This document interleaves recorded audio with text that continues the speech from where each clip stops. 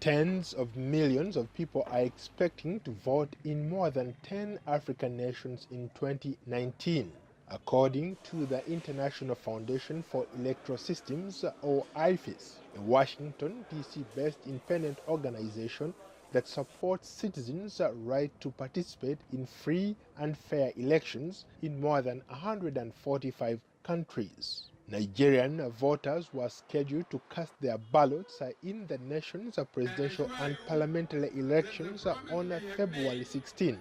But just 5 hours prior to the polls opening, the country's independent National Electoral Commission announced a one-week delay in the vote to Saturday, February 23rd. The Commission blamed logistical difficulties, including problems in distribution of ballots and result sheets, as well as sabotage, after 3 fires at its offices in the last 2 weeks. We believe that ultimately this decision is good for our democracy and for our country. I wish to assure you of our commitment to free, fair, and credible elections.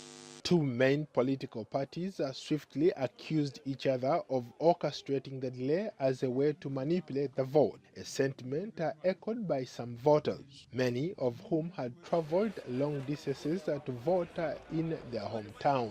Political observers are predicting a tight race between incumbent President Muhammadu Buhari and chief challenger, former Vice President Atiku Abubakar. Buhari, 75, has been in office since 2015. In Senegal, voters head to the polls on February 24th, where incumbent President Macky Sall is facing 4 other primary challengers. President Sall, 57, was first elected in 2012. 2 opposition leaders, former Dakar Mayor Khalifa Sall and ex-Minister Karim Wade, were barred from running due to previous convictions for misuse of public funds. Thousands of supporters of both former candidates have staged protests in recent months calling for fair and transparent elections. The former French colony is seen as a model of democracy in the region, having never experienced a coup and successfully staging peaceful transfers of power in 2000 and 2012.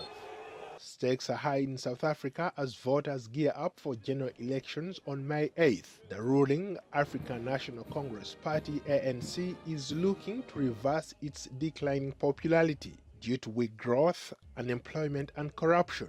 The opposition has latched onto ANC's corruption as an election trump card. The ANC is facing a tough fight to retain its dominance and proposing constitutional changes to address land right issues. The far-left South Africa Economic Freedom Fighters Party has land exploration and jobs at the top of its election agenda. Malawians are expected to cast their ballots in tripartite elections on May 21st. Voters will select a president, members of parliament, and local councillors.